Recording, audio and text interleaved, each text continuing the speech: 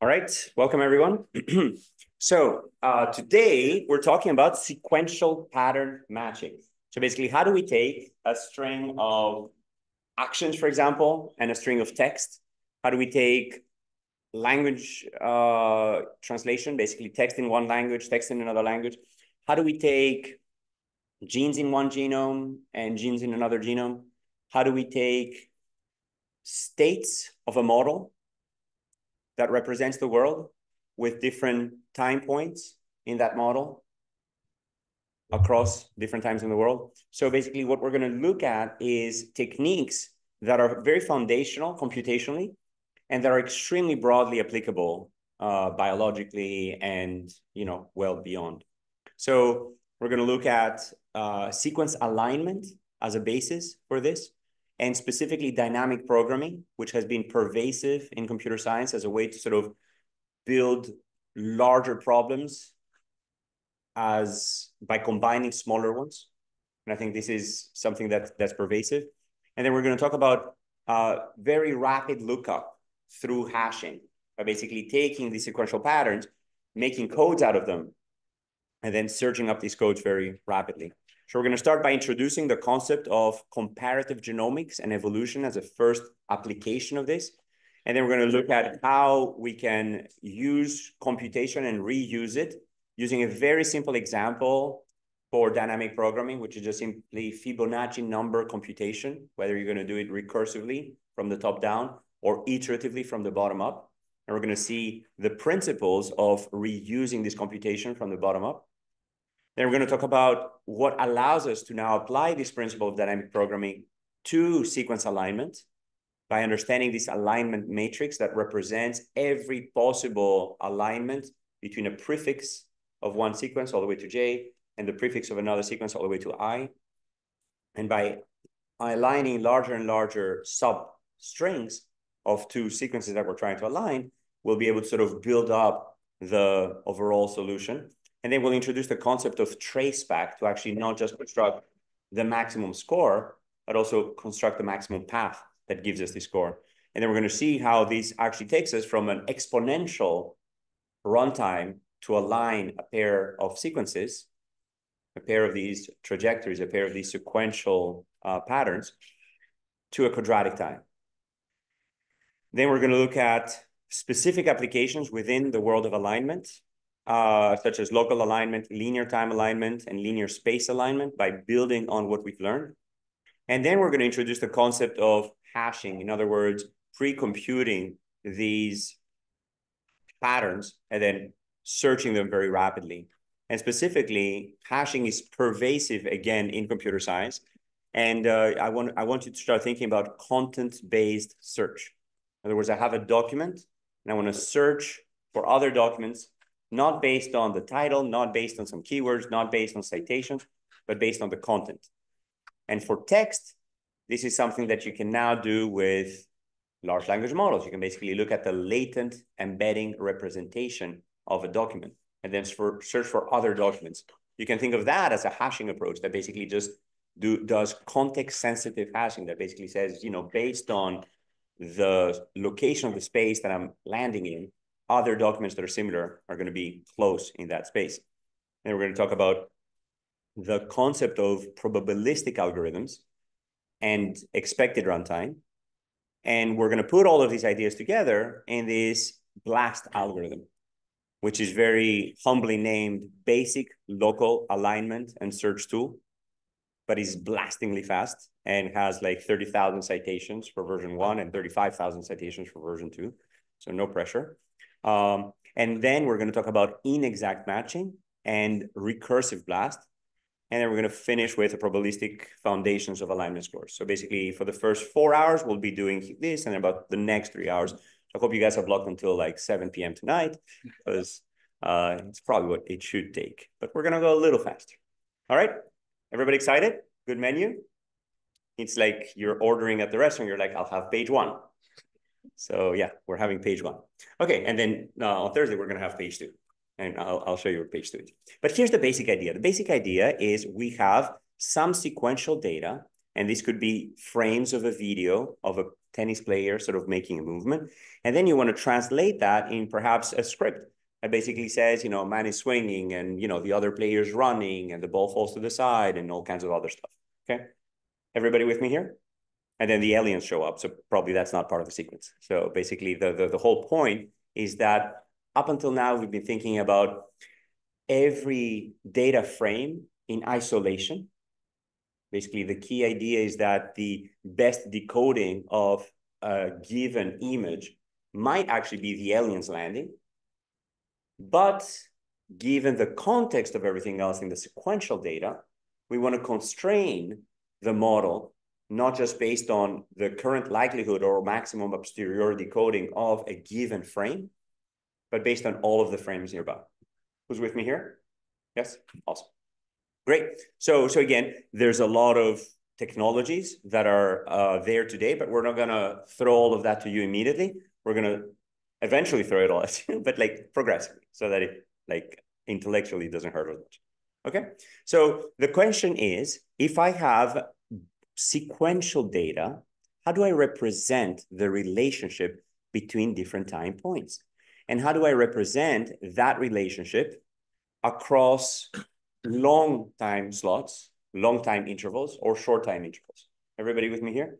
So basically the key idea is it's not every frame in isolation, but instead the context of the surrounding frames will basically help guide my interpretation. Sounds good?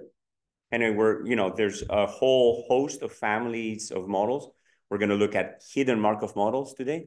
We're going to look at, actually on Thursday, we're going to look at, there's also Gaussian mixture models, there's dynamic neural networks, and, we're going to sort of start introducing those at different points in the lecture.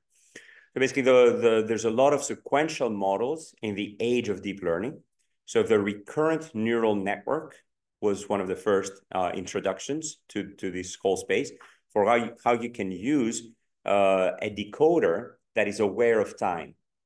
And the challenge of that was how fast information was decaying. It was basically decaying exponentially as you would go through time.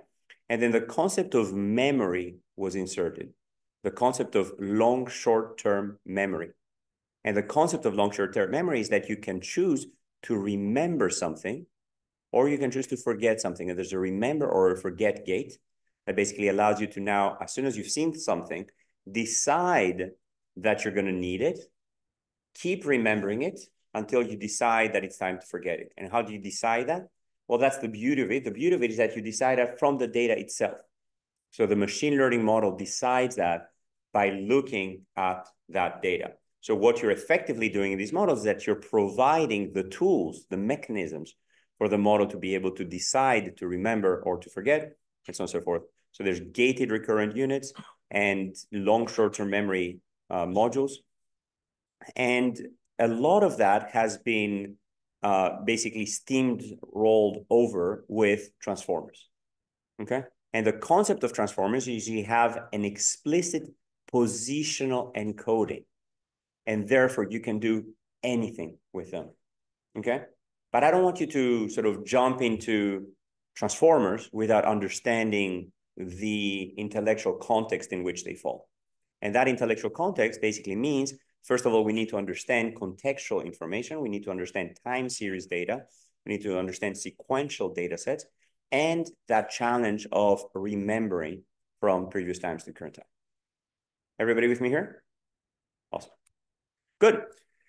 Again, page 1 of the menu. We're going to start with comparative genomics. We're going to talk about conservation, mutational processes, and basically reading evolution's notebook by using evolution to understand genomes. And a lot of people in the class are actually interested in comparative genomics projects for their final project. So it's a nice thing to introduce early on.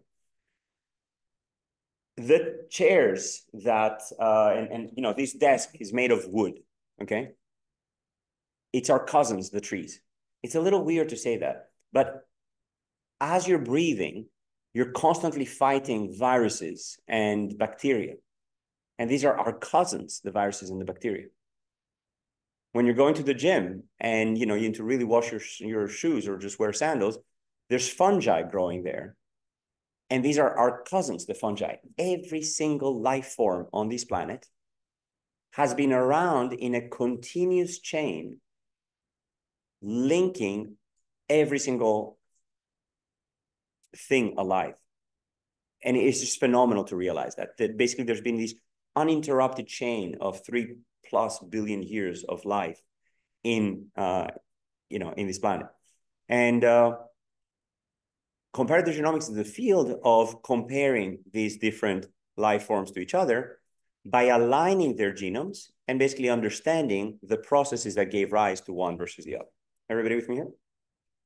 And it's an extraordinary wealth of life out there. I mean, again, we're extremely privileged to be among this extraordinarily beautiful planet, but you can see both the living organisms as part of the beauty of life on Earth, but also the inventions that happen at every one of these branching points as, part of the legacy of life on Earth. Everybody from here? And unfortunately, the beauty of evolution is the simplicity, but also the brutality. Namely that, over evolutionary time, things just go extinct. And sometimes they go extinct because that evolutionary niche has been wiped out by competition. Maybe that species was so great at capturing that one niche that it just extinguished that niche and all of the food is now gone. And, you could argue about selection for altruism, maybe, as part of that. And sometimes there's like an asteroid that will just, come and wipe out every organism that has, big enough lungs to require enough oxygen, and then they're gone. And then that gives rise to, the emergence of other lineages, like us. So we're kind of lucky that this, asteroid killed the dinosaurs because eventually mammals evolved into humans.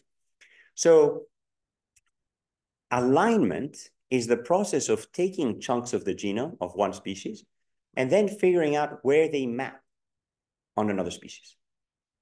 And again, this could be a series of frames in a movie, and this could be text translating what is happening. And then these operations between them could be a mapping from one language to another language. Everybody with me here? So basically in this sequential data mapping, what you basically have is sequences from multiple species that we know are sampled from an ancestor. They're basically ancestrally the same. And then one of them grew up, I don't know, in Hawaii, and the other one grew up in New York, and they kind of grew different over time. Everybody with me here? So what evolutionary alignment and comparative genomics is about is inferring the series of events that diverged from a common ancestor. Sounds good? And this is going to be the first part of the lecture. Later on, we're going to talk about alignment that doesn't necessarily assume a common ancestor, which is more like search. I want to take this gene here and search everywhere in all of the other species on the planet for, is there some kind of similar sequence, without necessarily assuming common ancestry for everyone. Sound good? Awesome. So again, genome-wide alignments span the entire genome, and that's very powerful. And comparative genomics allows us to identify functional elements. What does that mean? That means that when you compare the genomes of human, as the reference here, with dog, with mouse, with rat, with chicken, with fish, what you end up with is that different regions are conserved at different rates. So if you look here, this is the coding model of a gene, DBH, that has 12 exons. These are the coding exons that encode proteins. And then there's a non-coding exon here, which is after the stop codon, you continue translation. And that's the less thick bar. And in between, these little arrows are the introns, which are getting spliced out and they're not translated into protein. Raise your hands if you're with me here. Can I get a 5, 4, 3, 2, 1? How well are you following? Fantastic. Great. So now we can ask, what is the level of conservation at every 5 nucleotide interval, every 10 nucleotide interval, or for every single letter of the genome? And what you end up with is these blocks of evolutionary conservation. Okay? And what you notice immediately is that these blocks very much correspond to protein coding exons. So the proteins that code for the regions that code for protein, that encode all of the building blocks, if you wish, of a cell, they're very well conserved. Everybody with me here? You'll also notice that there's some regions that are not very well conserved. So for example, that are not annotated as exons that are equally well conserved. Is everybody with me here? So basically, between exons 5 and 6, there's this big conservation chunk that, is not annotated. What do you think could be going on here? Raise your hand.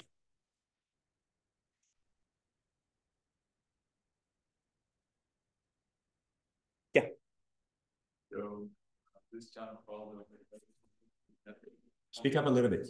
Yeah, I mean, probably this chunk is something that originated in between chicken and rat. Aha. So what you're looking at is not only how deeply conserved it is, but you're also noticing that it's not conserved at all in the chicken and the fish, right? So you're immediately saying, aha, this region here is not just about the evolutionary conservation of how strongly selected it appears to be by purifying selection, in other words, by sort of maintaining the sequence that's there, but also how far is it conserved? Everybody with me here?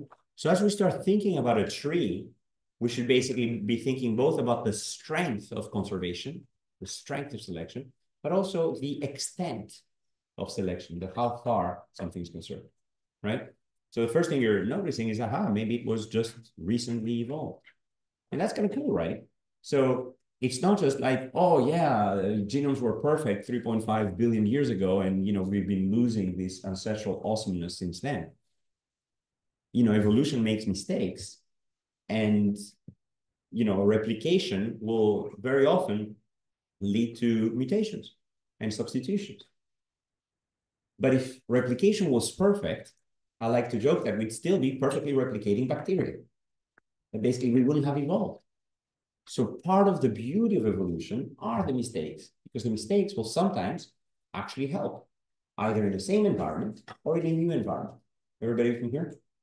So basically, again, this is an example of something that arose after divergence from chicken, and that subsequently, this mistaken, branch actually became beneficial and selected within the mouse.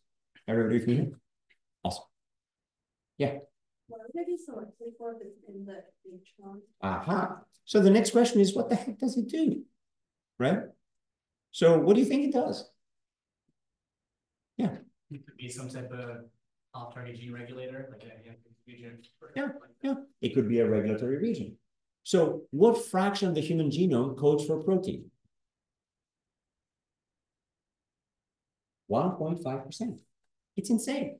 We have so much genome. Thank you so much. And so little of it actually encodes proteins. How much of the genome is functional? There's a lot of estimates. You could say, well, how much of it is under selection? But when you ask that, the question is where? With what confidence? With how many species? At what lineage? At what evolutionary distance? Etc. But estimates range between 7% and 20%. That might actually be functional, right? Under selection. So that basically means that only a tiny fraction of the functional elements in the human genome are actually protein coding genes. We can now reliably annotate about 20,000 protein coding genes. Each of them has, a bunch of exons. So there's a much larger number of these little tall blue chunks. But then these other elements that might be functional and conserved, and you can see some of them here, they actually make up a lot more landscape than the protein coding genes. And if you now ask what fraction of disease-causing mutations overlap protein coding exons, it's only about 7%. So you can look at the 7% in two ways. First, you could say, well, by chance, I would expect 1.5%, so they're hugely overrepresented in protein coding genes, by threefold and more. Everybody with me here? So basically, yes, protein coding mutations are overrepresented in the disease-associated variants. the vast majority, 93% of them, are just non-coding. So as you start thinking about what causes disease in Alzheimer's, in schizophrenia, in nearly every complex trait, the vast majority of that is actually non-coding. So the question is this non-coding? Because that's one possibility. Why is it conserved if it doesn't code for protein? One possibility is that it's non-coding. What's another possibility?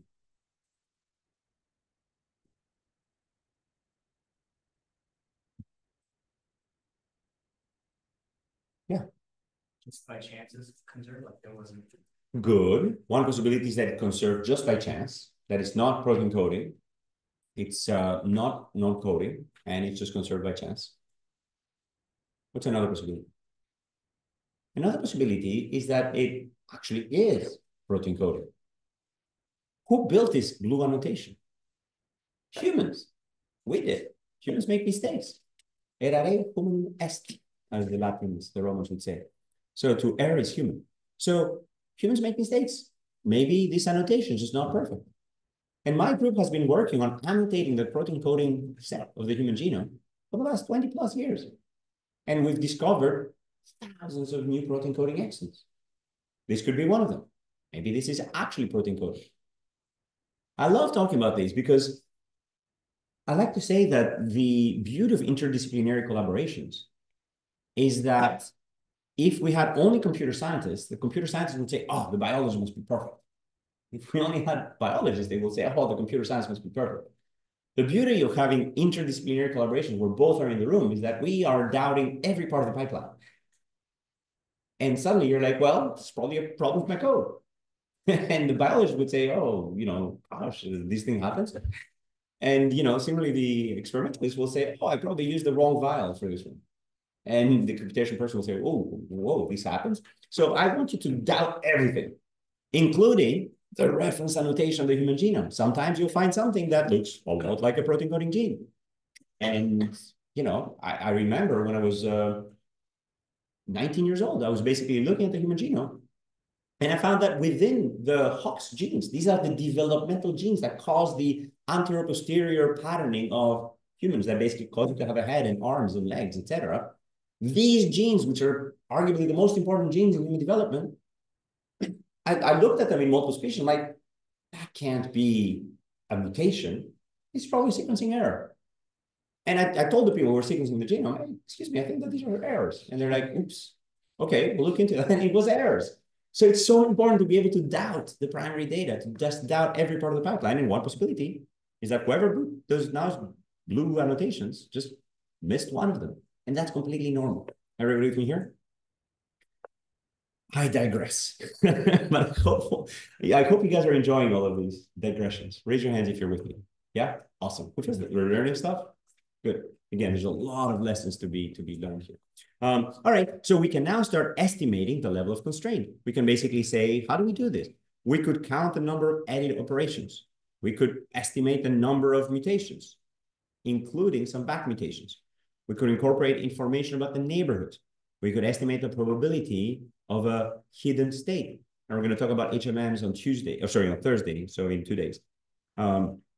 We can use phylogeny to estimate the tree mutation rate or the rejected substitutions. We're going to talk about phylogeny later in the semester.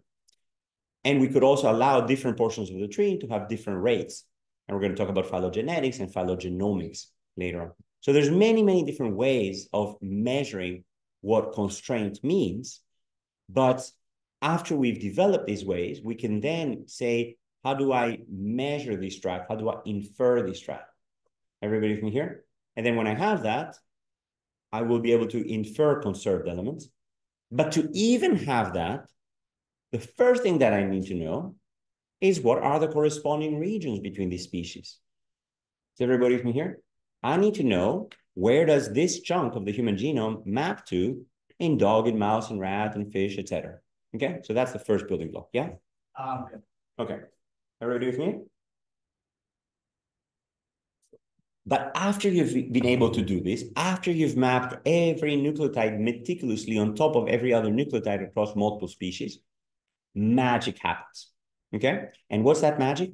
That magic is that you see the beautiful little stars. What are these stars? They are places of perfect conservation.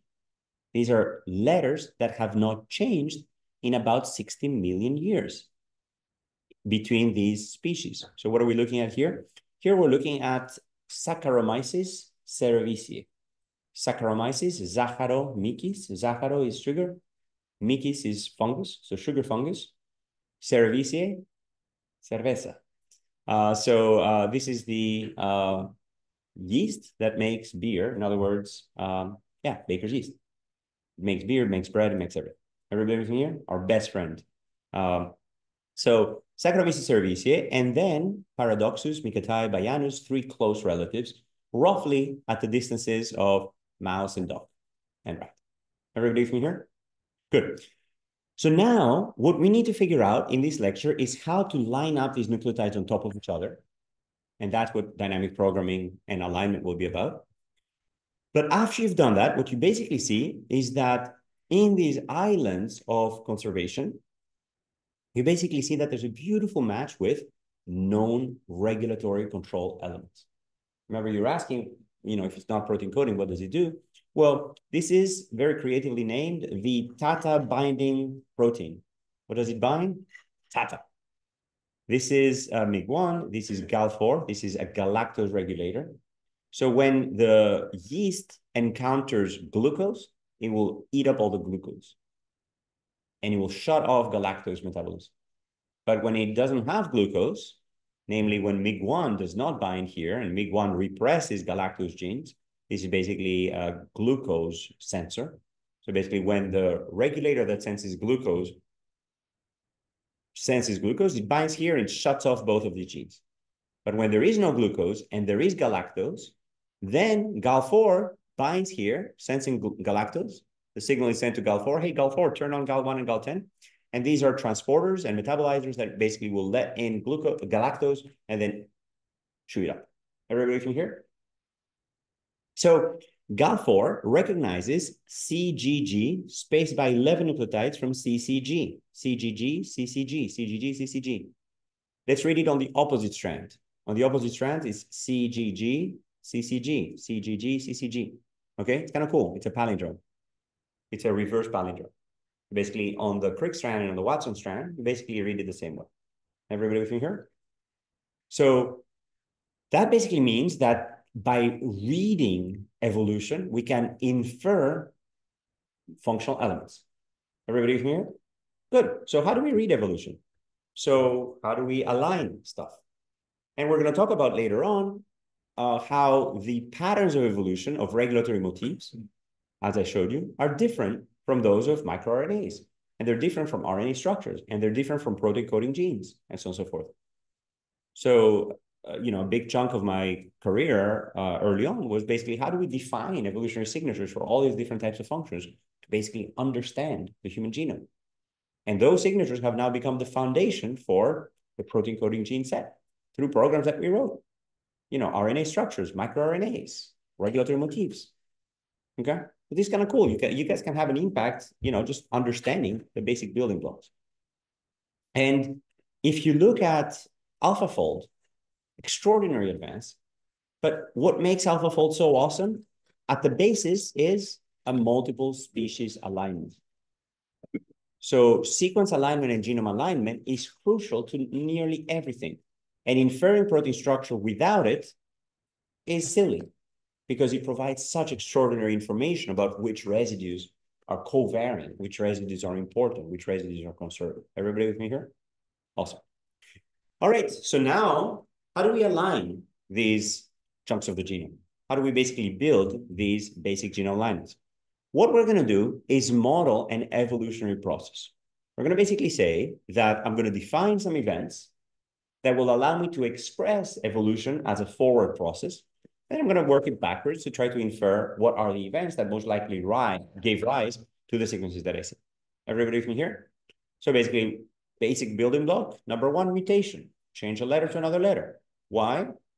Because polymerase is doing an extraordinary job, but it can't be perfect. So as it's transcribing, as it's sort of, painstakingly copying one version into another, like an, monk in the, Middle Ages, transcribing the ancient scripts, It's basically copying the DNA. And again, transcription is used for RNA. So I apologize for this, as it's replicating the ancient text into a new copy for the next cell that is about to be divided.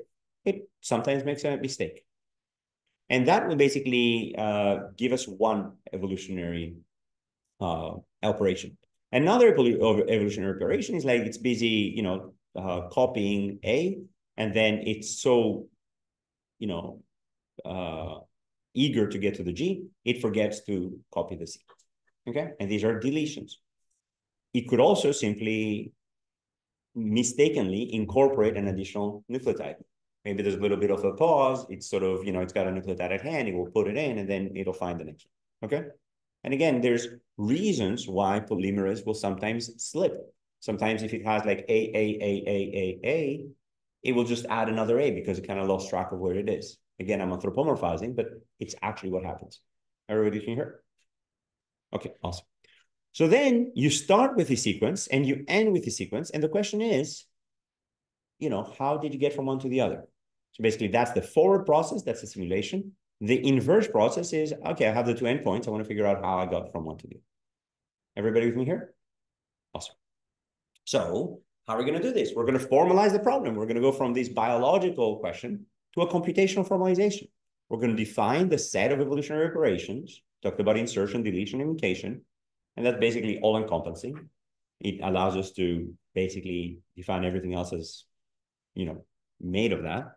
And we can include, for example, symmetric operations that allow for time reversibility. Why?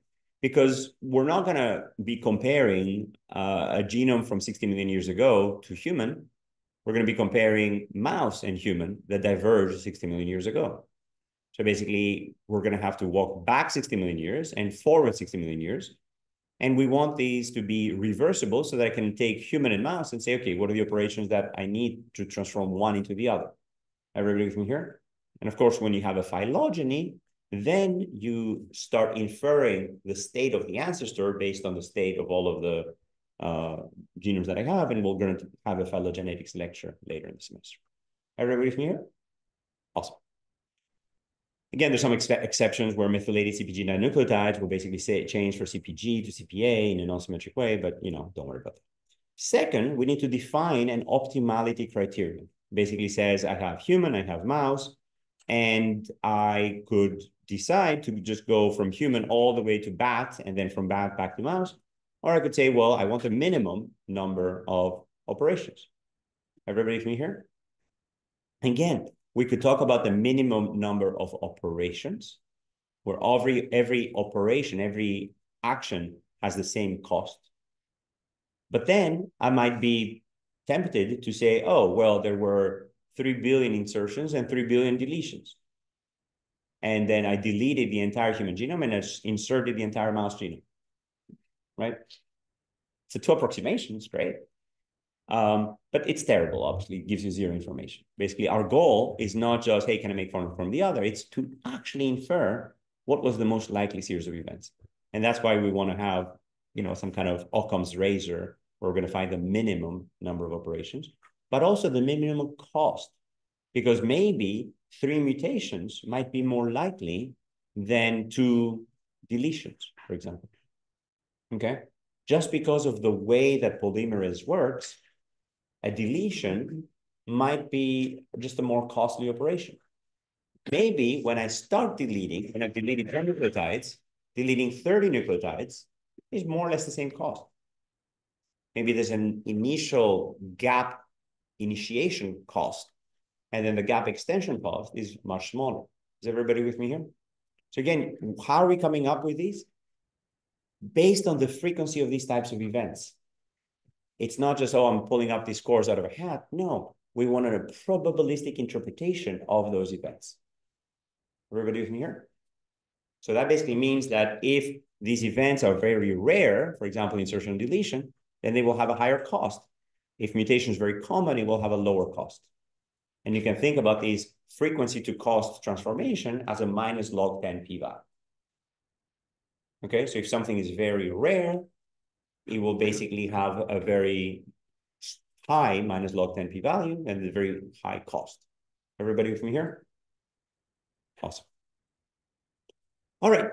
Then when we have this optimality criterion, for example, minimizing either the number of operations or the total cost of operations by weighing them based on how unlikely they are, we want to design an algorithm that achieves that optimality or approximates it. So basically the question is that solution even tractable? Well, that depends on the assumptions that we're making in translating this problem. And there's a lot of trade-offs. On one side, you want biology relevance. So you want correctness, you want to handle all the special cases, you want to be very predictable. On the other hand, you have computational desiderata. For example, you want it to be tractable, you want it to be computable, you want it to be easy to implement. You want to, sort of simplify. You want to have an easy algorithm, a rapid runtime. So therefore, you're going to be making some assumptions. And those assumptions might limit the generalization to special cases, but it might speed up dramatically your algorithm. So as you guys are designing your final projects, I want you to always think about these trade-offs. Sometimes I'll have to make some assumption that will make things feasible, but then I will have to, treat the special cases afterwards. Everybody with me here? Awesome. All right. So here's one formulation. Longest common substring. What a substring means? It means no insertion and deletions. I'm taking a string and finding a portion of that string. So what's the longest common substring between S1 and S2 here? How many characters and what is it? So TCA sounds great. 3. Anybody can find bigger? Yeah. There's a AGT TCA. AGT. Sorry, say it again. Oh, do you mean like No gaps. Sorry. Contiguous. Yeah. Aha. So if I align the end, I only get 3 letters. If I align the middle, TCA, then I get the extra G here. So I get 4 letters. Okay. So now how did you guys do it? What algorithm did you run? How did you do it in your head? Raise your hands. Yeah. Actually, you spoke before. Let's get another person. How did you run it?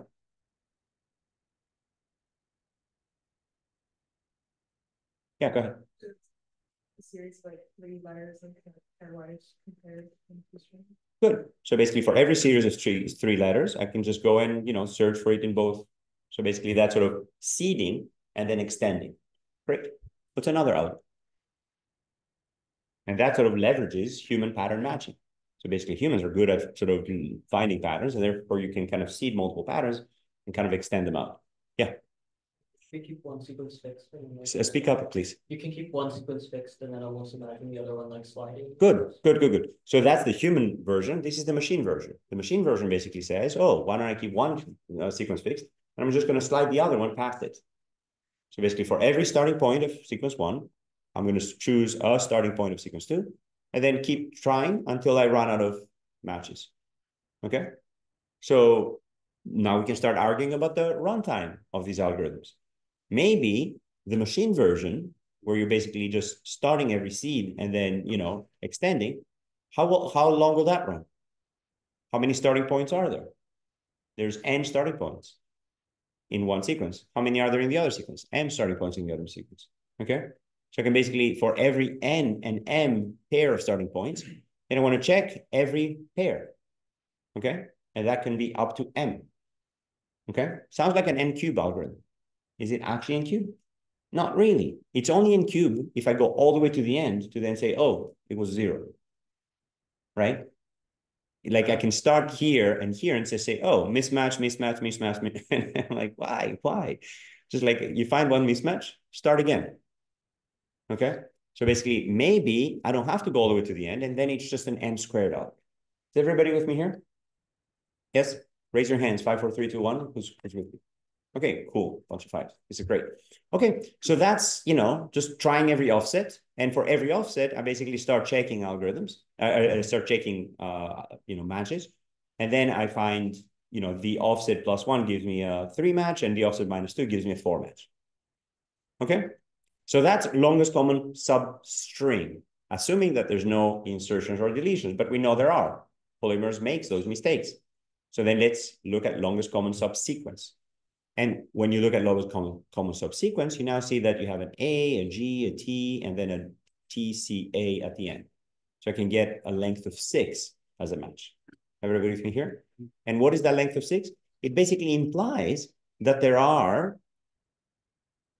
2 deletions, 1 mutation, and 1 insertion. Does that look familiar? It's basically exactly the sequence that I showed you at the beginning. Okay? Where I had 2 mutations, a deletion, I had a mutation, 2 deletions, and then an insertion. Okay? So every single time I create an alignment, I'm implying implicitly a series of events. Sounds good?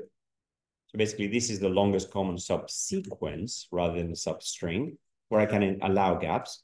And there's insertions and deletions.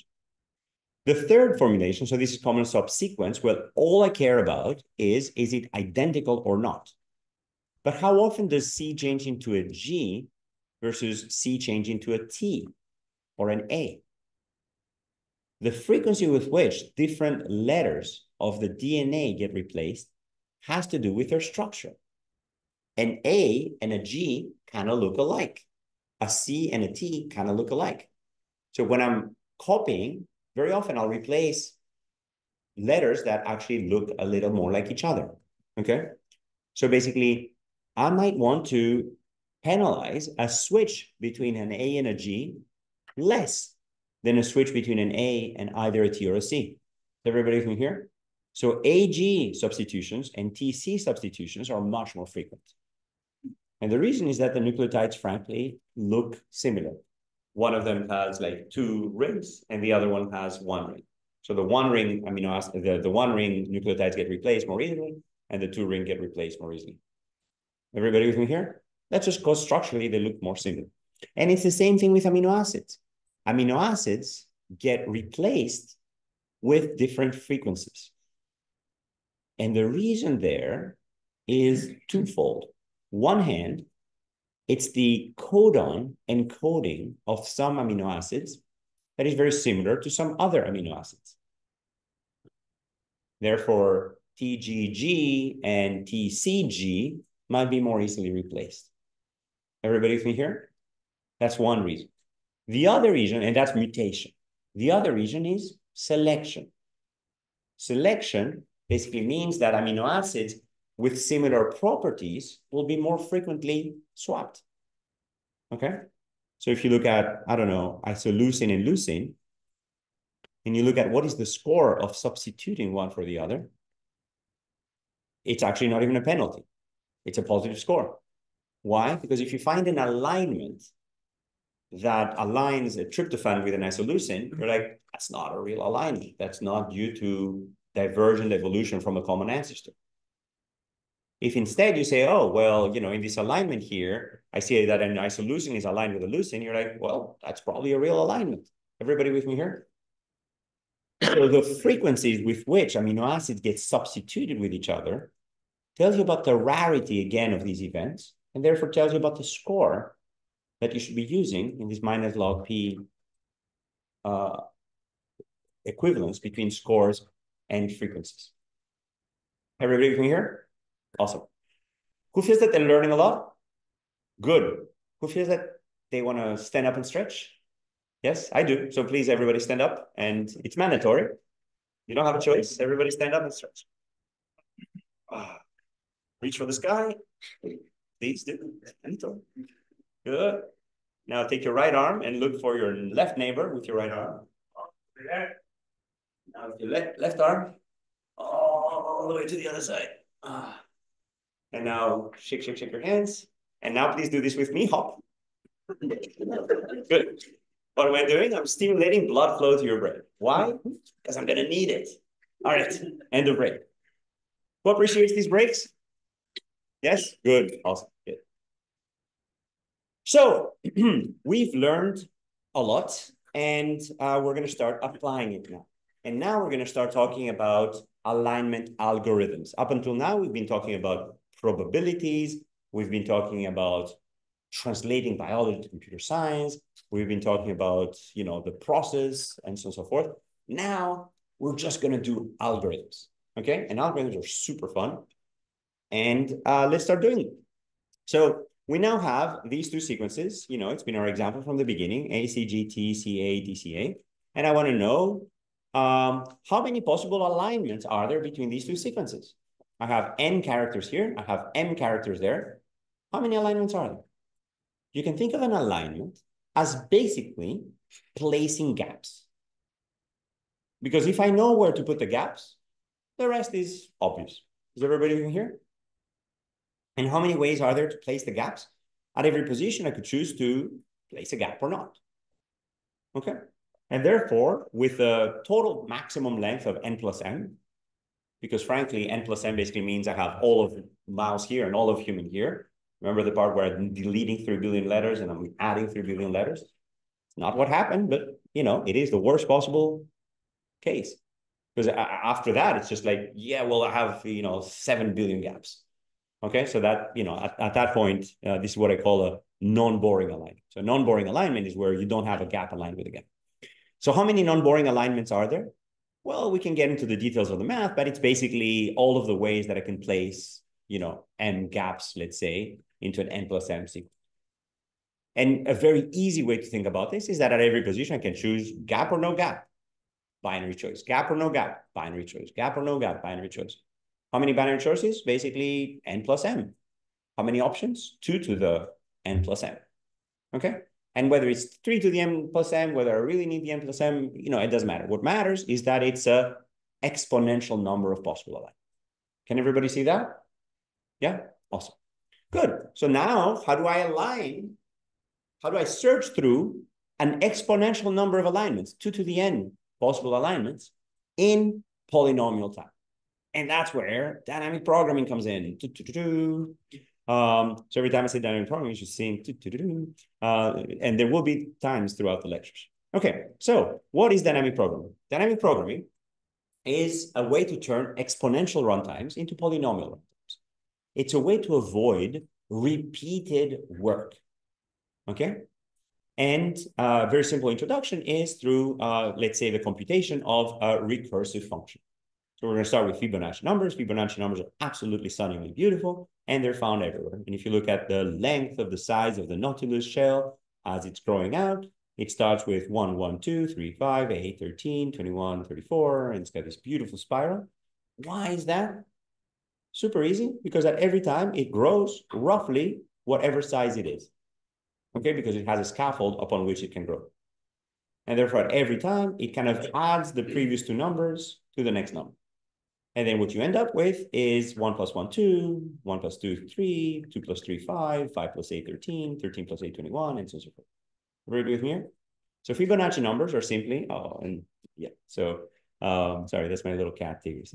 Okay, so Fibonacci numbers are expressed very, very simply, where every number is the sum of the last two numbers. And they're found everywhere in nature, including the number of rabbits that you get at every generation, the spirals in a Romanesque, in a coneflower, the ordering of leaves, the number of leaves per height of a tree, and so on and so forth. Okay? Now, I can define them recursively. I can write a super simple Python script that basically says, you know, def Fibonacci of n, if n equals 1 or n equals 2, return 1. Otherwise, return n minus 1 plus n minus 2. Everybody with me here? How does that work? You basically call Fibonacci of 6. It will call Fibonacci of 5, Fibonacci of 4. But Fibonacci of 5 will call Fibonacci of 4 and Fibonacci of 3. And to solve Fibonacci of 4, I'm going to have to call Fibonacci of 3 and Fibonacci of 2. And to solve Fibonacci of 3, I'm going to have to call Fibonacci of 2 and Fibonacci of 1. How many times did I call Fibonacci of 2? A bunch of times. Fibonacci of 3, a bunch of other times. Fibonacci of 4, a bunch of times as well, etc. At every point, I'm doubling the number of things that I need to do. And to solve Fibonacci of 7, I basically need to have a tree that's as big as 6 and a tree that's as big as 5. Okay? So with every increasing single step of the Fibonacci number that I'm calling, I'm doubling effectively the number of operations. Everybody with me here? So I hope you can all see that it's an exponential function, basically, because at every time I'm kind of adding up roughly that number, then eventually it grows exponentially. Everybody from here? Awesome. So then what's another approach? Instead of just solving it from the top down, I'm going to solve it from the bottom up. You ask me to compute Fibonacci of 100, I'm going to do one better. I'm going to compute every number between 0 and 100. And that's actually cheaper than computing 100 without saving my work. Why? Because I can make a table and I can fill out every entry in that table from the bottom up. I'm going to say, well, that's super easy. 1, 1, 2, 3, 5, 8, etc. And then I want 100, no problem. And just look at the 100th entry. Why is that faster? Because I've only computed Fibonacci of 2 once. And then when I need it here, I'm going to reuse it. And when I need it here, I'm going to reuse it. And when I need it here, I'm going to reuse it. And when I need it here, I'm going to reuse it.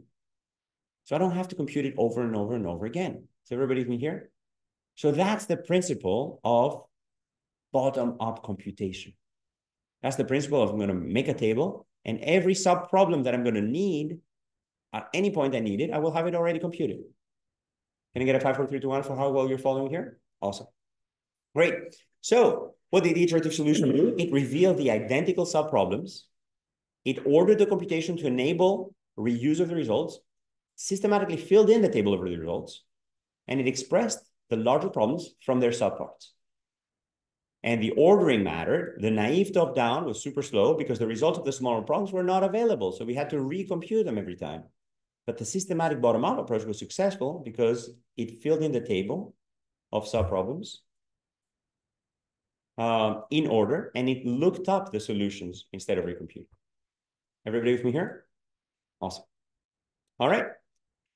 Now, how does that apply to sequence alignment? What we need to figure out is how can I store every possible sub-alignment of 2 sequences so that it's available when I need it. Everybody with me here? So I have to align a sequence of n nucleotides and a sequence of m nucleotides, let's say 1,000 and 1,000. And I want to create a data structure that will store the results so that I can reuse them. Okay? How am I going to do that? How do we apply dynamic programming to sequence alignment? Here's how I'm going to do it. I will basically say that the score, not the solution, but the score of aligning sequence 1 all the way to the 14th character and sequence 2 all the way to the 10th character is going to be stored at position 14, 10 in a matrix. Everybody with me here? So I'm going to compute the best alignment recursively.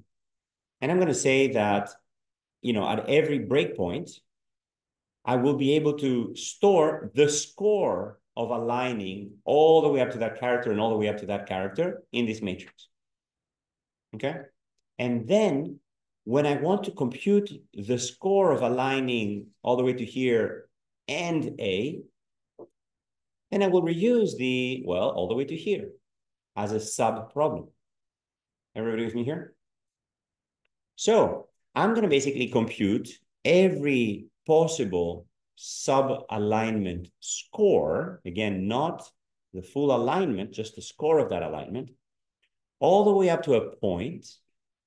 And then the next one, I'm going to say, well, it's just that, plus inserting a mismatch between C and G. Okay, so I'm going to compute this one iteratively by building on the one computed all the way to the gray ones. So I've computed all the way to the gray, ACGT to TA, whatever that score might be, I don't care. I will reuse that score to infer the score of also aligning C and G. Is everybody with me here? So this diagonal arrow basically says I can calculate that by inserting the cost of aligning C with G, whatever that cost might be, and I can look it up, to whatever score I had from before, going all the way to the previous, in this one, like I-1 and J-1. Can I get a 5, 4, 3, 2, 1, how well you're following? See some 5s, all 5s, all 5s. Great. Okay, awesome. Any questions? Awesome. Good. So that's one option. Another way to get that is to basically say, well, I'm going to now build on this alignment all the way to there and this alignment all the way to here and simply insert a gap aligned with a G. Okay? So basically I can extend this one by nothing, and I can extend this one by 1, and suddenly it's the same thing, but it's going to be whatever score I had here plus the cost of a gap. Everybody can hear? Awesome. And then the third option is I'm going to build on gray up to here, ACGT, 4 characters here, and 3 characters there. And I'm going to insert an additional character only from one sequence aligned with a gap in the other sequence. And here I'm going to pay the penalty of a gap. So what's my procedure? My procedure is wherever I am in the matrix, I've stored all of the numbers that I will need. And then I will choose to build this alignment from one of only 3 options. Either I'm going to take whatever score I had up and to the left, and I'm going to add the additional cost of this mismatch, or I'm going to go straight up and I'm going to add the additional cost of a gap, or I'm going to go to the left and add the additional cost of a gap. 5, 4, 3, 2, 1, who's with me? Awesome. So what I'm doing is that I'm building up a more complex problem from a simpler problem. And I'm going to store these results in position 5, 3, because I'm aligning 5 nucleotides to 3 nucleotides. I'm going to look up either 4, 2 or 5, 2 or 4, 3. Okay, plus whatever cost. All right. And these entries are just points in this matrix. So now that's kind of cool.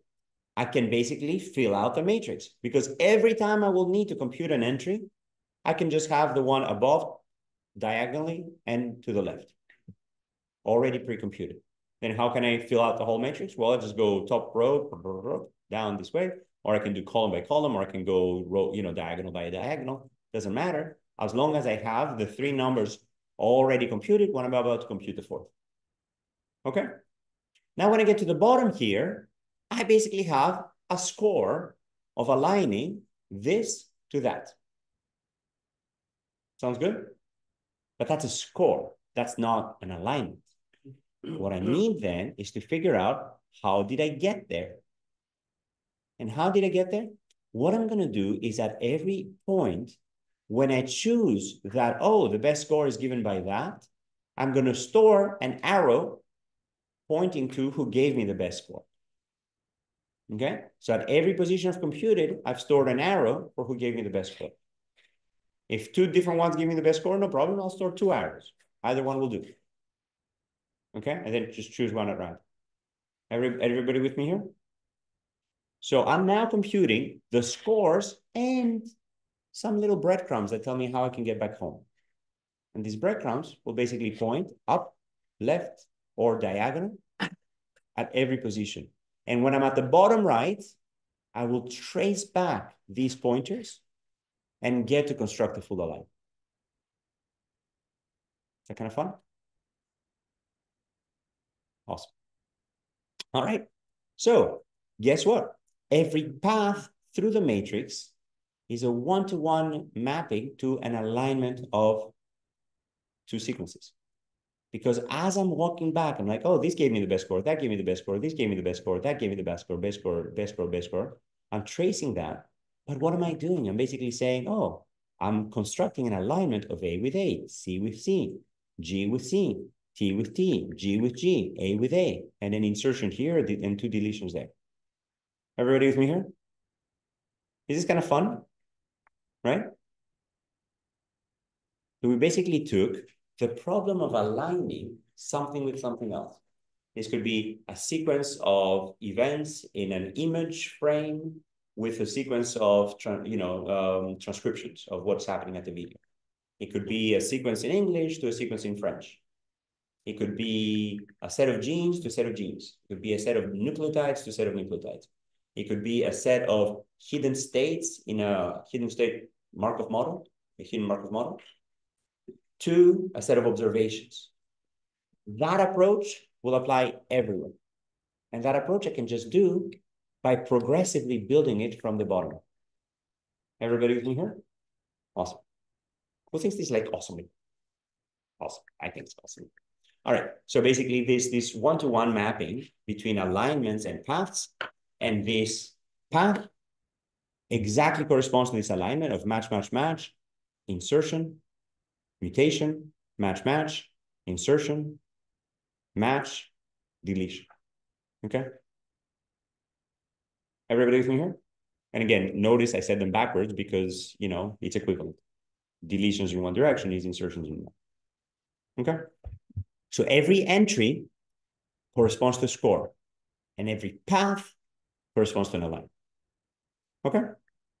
Good. You guys basically got it. So we can start at the top left, compute all the way to the bottom right, save our little arrows, and then start at the bottom right, walk up by following the little arrows, and what we get is an alignment. Boom. Okay? And there's cute animations and so. Okay? What was the key? The key is that I'm only using local update rules. Why? Because I'm computing an n by n matrix, or you can think of it as simply n squared. I'm computing the whole matrix. How long does it take me to compute every point in that matrix? It takes me a constant time. That's the beauty. That's the power. And now I've computed all of the possible scores.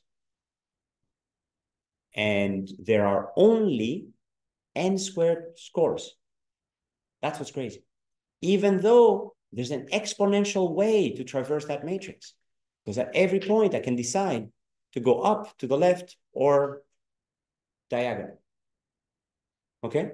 So there's an exponential number of possible paths, but I found the best one in quadratic time.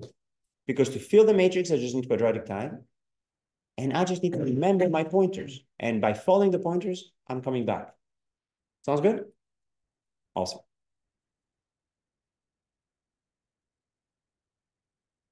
Okay, and then if you really want to have fun, you can basically, let's see, alignment, Excel. You can basically code it all up in Excel. It's kind of fun. Sorry, I'm a geek. So basically here, I'm basically saying, oh, well, here's my alignment score matrix, okay? I can basically change the score to be 0.3 and 0.3. And if I change that, notice the alignment below is changing. If I change that to, I don't know, 2 and 2, notice the alignment is actually changing. How's that possible? Well, it's possible because I'm basically first saying, okay, what is the local point-only match or mismatch between all of these nucleotides? Okay, and that's just looking up from here. Everybody from here? Then I can basically say, oops. Then I can basically say, okay, now here, what is the maximum of going from the top, from the left, or from diagonal? And this is just the maximum of 3 possibilities. It's either this one plus whatever cost is a gap, or that one plus whatever cost is a match, plus that one, you know, with whatever cost is a gap. Everything here? Okay? And then, so that gives me the scores all the way down to the bottom. And the fun part begins. I can basically now say, okay, let's draw the arrows. And this arrow is pointing only to the left if the maximum was only that score.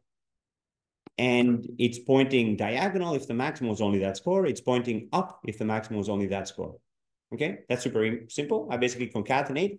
If that sum of scores was matching to the one above, then I say, oh yeah, well, above gave me that score. That's fine. If it only to the left, then, oh yeah, left gave me that score. It's only to the diagonal. Oh, diagonal gave me that score. Everybody with me here? And then I can basically trace the path. How? By basically saying, well, if I see, you know, pointing up, then I'm just going to concatenate whatever sequence that corresponds to, and so on and so forth. And then in the end, I can actually compute the actual alignment up here. And if I change this to, I don't know, 0.2, hopefully the alignment will change as well. Well, in this particular case, it didn't change, but, you know, in some cases it will change. You see how now it changed? Well, think this is kind of fun. Okay, I had too much fun coding this. Yeah, I didn't even think I was going to build the whole thing, but you know, I was like, oh, could I do this? And I don't even know how to code in Excel, by the way. I just got to look it up. But anyway, so you can basically do alignment in an Excel spreadsheet by basically sort of figuring out all of these dependencies, and it's super simple. Okay. All right. So we talked about finding the path, so nothing's missing. And then the time needed and the space needed are m times n. Okay. Now, why is this so powerful? It's so powerful because we can now start thinking about alignments as simply paths through a matrix. And what's an alignment that goes all the way up and then all the way to the left? This is the, oh, I'm just deleting 3 billion nucleotides of human and I'm adding 3 billion nucleotides of mouse. Is that a great alignment?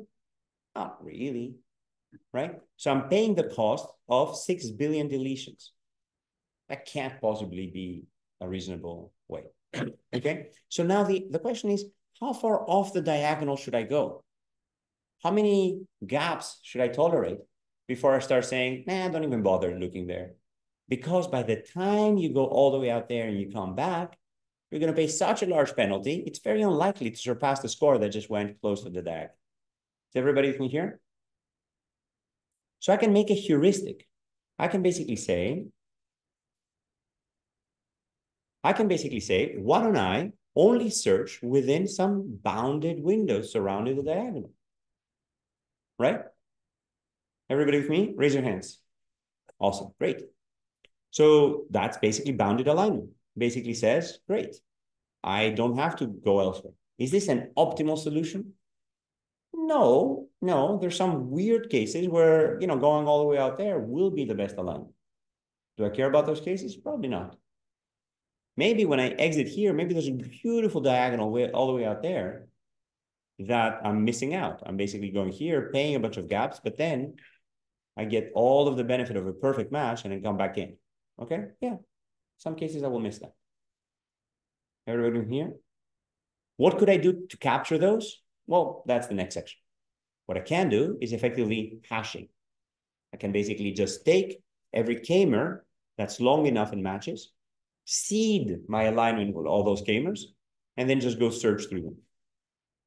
Okay? It's like saying, oh, in a video panel, I can sort of find, some repeated actions. For example, a person opens the door and walks in while they focus on his head. Okay? That's a common pattern. I can kind of search for it everywhere. And I can kind of align that to the transcript of a video to basically figure out if it matches. Everybody with me here? Awesome. So that's a way to do bounded computation. It's a heuristic. It's not guaranteed to be optimal, but it's super practical. Now I'm going to make a small parenthesis, which is super awesome. And it basically says, can I compute the best score using less space? How much space did I need? I needed to store all of my pointers. And therefore I needed 1,000 by 1,000 space. I needed a million entries to remember that entire matrix that I need to go through to trace back my pointers. Everybody with me here? Yeah? Give me a 5, 4, 3, 2, 1. Who's with me on this one? Okay, bunch of 5. This is great. Okay, now, what if I just wanted the score at the bottom right? How much space do I need now? Raise your hands. Is it n squared? I just want the score. Linear. Linear. Why? Because you can compute the n diagonals and go down that way. Yeah. I can basically take every vertical and compute all the way to the end. I can take every horizontal and go to the end, or I can take every diagonal and go to the end. I don't need to store the previous one. After I've computed this and I have those scores, I can just throw away everything before. And I get the score all the way down to the bottom right. Who sees this? Raise your hands. Yes? Awesome. Okay. Now, if I want to also find the path, if I want to do traceback, could I do it? No. I see a bunch of people waving no. Now, the social psychology. Would I be asking you if I couldn't do it? So what could be a way? So here's a crazy way. I can compute with only one column at a time, or let's say 2 columns at a time, still linear. I can compute the best score going all the way to here. Everybody with me there, right? And I can compute the score going from left to right. I can also compute the score going from right to left. I can just run exactly the same operations in the other order. Completely symmetric. Everybody with me here? Now, if I compute from the left to the right and I store not just these two columns that I'm using, but also the middle column. And I'm just going to store the scores here, going from the left to the right. I'm also going to do the same thing from the right to the left. I'm going to compute best score all the way to here and save only the scores here. Of course, the scores and the arrows. Everybody with me here? Then the fun part begins. I can just sum up the two columns in the middle and see which column gave me the best score. That's the score of going from the left all the way to anywhere in the middle and from the right all the way to anywhere in the middle. The sum of those two scores is the best alignment score between these two matrices. And most importantly, I don't care about the score because the score I got on the bottom right here and then on the top left here. But if I get the best score here, then I know that the best alignment must go through there. Can I get a 5, 4, 3, 2, 1 here? Be honest. I don't expect all 5s. I see some 3s. This is great. Good. I know the method is working. 3s. Good. So that basically means that if I go from the left to the right and I store both the scores and the arrows, from the right to the left and I score both the scores and the arrows, then in the middle, I have the score of the best alignment going through that middle column and the arrows. But most importantly, I know what point it went through. Why is that super awesome? Because I now know how to break up that matrix. And I don't need to worry anything here and anything here. I don't need to go through there because I know that the best score is going through that point here. That basically means that I can run the algorithm recursively here and then find the best midpoint traversal and score and arrows through here. And I can do that recursively. So then in the end, I'm computing only half the matrix here the first time around, only a quarter of the matrix here the second time around, only an eighth of the matrix here the third time around at every subsequent iteration. And in the end, it's just like 1 plus 1/2 plus 1/4 plus 1/8. Will that get above 2? Not really. Okay.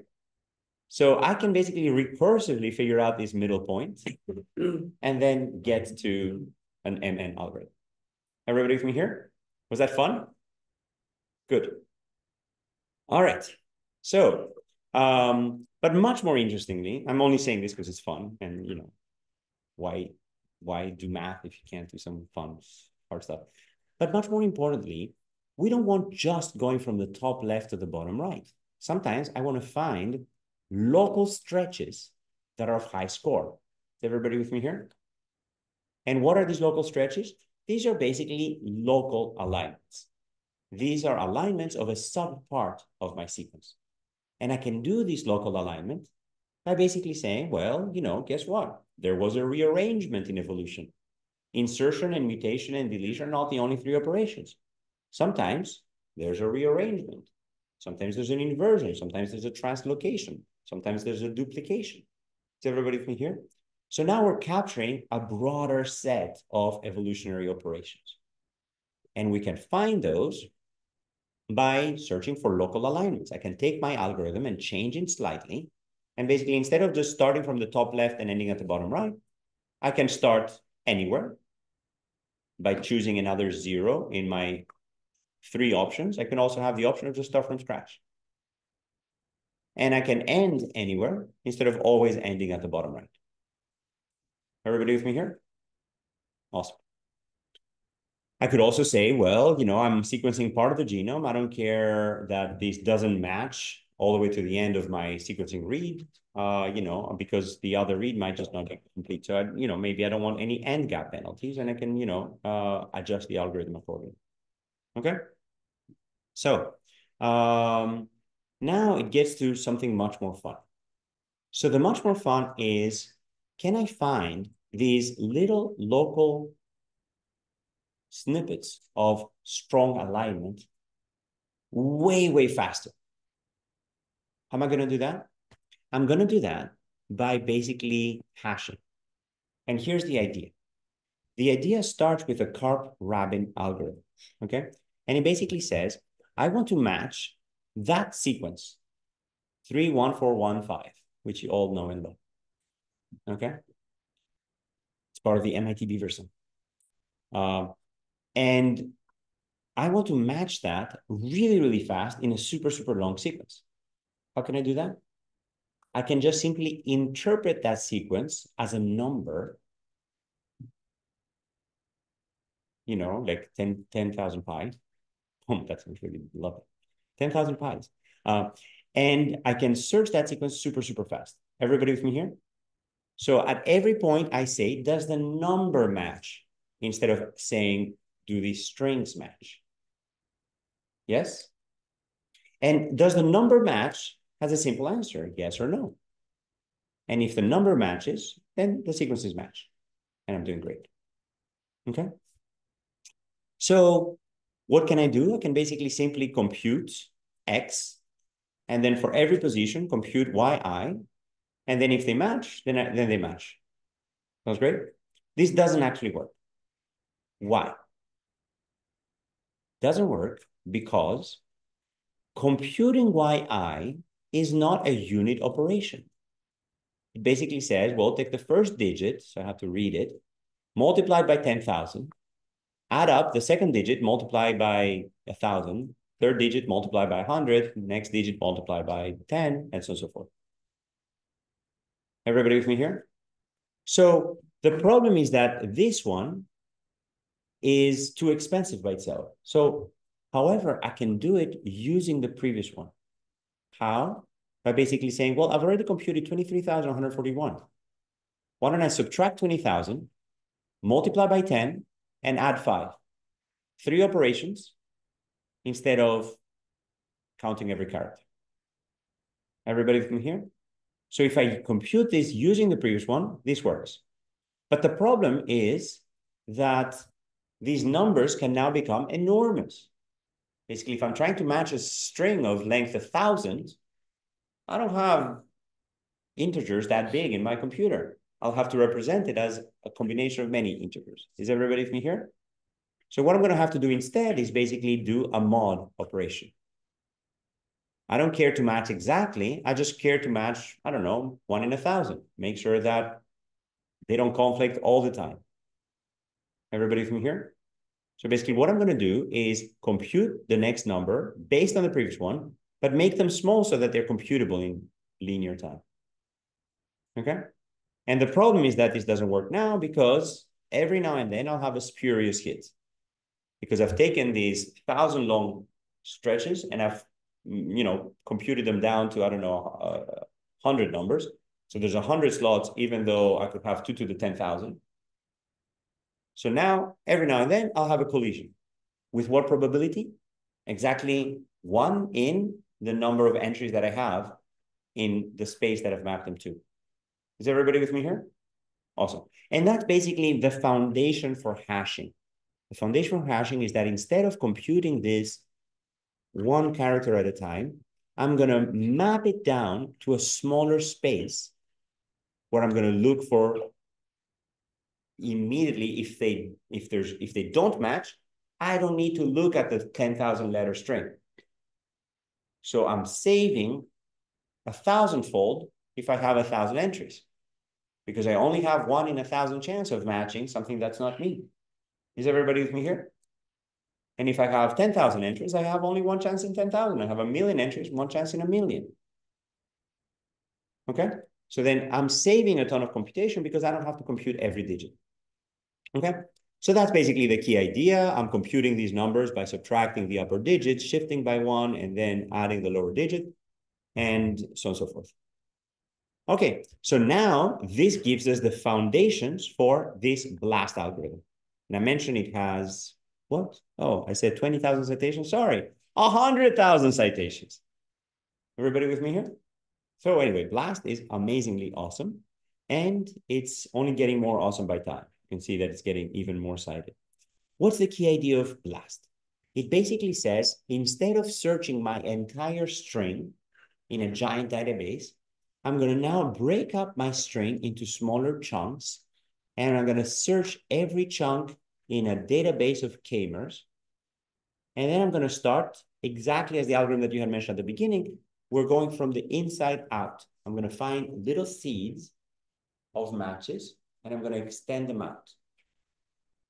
Who's with me here? 5, 4, 3, 2, 1? Yes, awesome. Great. So that's the key idea. I'm basically going to start with my query, break it up, and I'm going to search in a database and extend from the center out. But it gets even cooler than that. Instead of just saying, I'm going to search for exact matches, I'm saying I'm going to search for a neighborhood of similar building blocks. So if I have the 3 amino acids PQG, I'm going to search for PQG that has a score of 15, PEG, where the Q became an E, that gives me a slightly lower score, PRG, and so on and so forth, all the way to some threshold.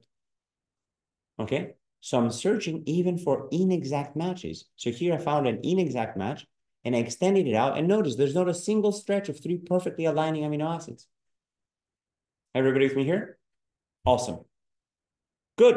So you basically did it. This was all of the stuff that we wanted to cover of basically how to do all that. And we already talked about the probabilistic foundations. We already talked about, the likelihood ratio of matching versus not matching, and the fact that the more rare an amino acid is, the higher the information content if that amino acid matches. And the more unlike these amino acids are, the more, the matching them will be rare. So we covered all of page 1, which is talked about comparative genomics. We talked about how to model evolution. We talked about the principles of dynamic programming, ordering our computation from the bottom up. We talked about sequence alignment and why and how dynamic programming applies by taking this matrix of all sub-alignment scores, getting to the best score all the way to the bottom right. We talked about tracing the pointers that we saved to create that path. We talked about both linear time-bounded dynamic programming, searching along the diagonal. We talked about this crazy linear space where you basically keep breaking it up in half and then, computing. But much more important than that, you only need one column at a time to get the best score. Then we talked about hashing by basically being able to sort of compute these, interpret these strings as numbers, and then search for those numbers. And those numbers are basically hashes. It's sort of taking this and projecting it to a lower dimensional space. Instead of having 2 to the 10,000 possibilities, I only have 1,000 possibilities. But that basically means 1 in 1,000, I'm going to get a collision between 2 things that are actually different. For those, I'll just have to do the original computation of checking them one by one. And then the last part was these probabilistic foundations of basically what is the chance of matching or mismatching based on how often are those nucleotides substituted for each other in a related sequence versus by chance, which is an unrelated model. And this likelihood ratio between the related and the unrelated model is basically the score of matching or not matching. Who feels that they've learned a lot today? Good, awesome. I saw 10 up, not just 5. This is great. I agree with the 10. All right, awesome. See you guys on Thursday, where we're going to talk about hidden Markov models and how the same alignment applies to now aligned states to actual reservations and epigenomics. Thank you.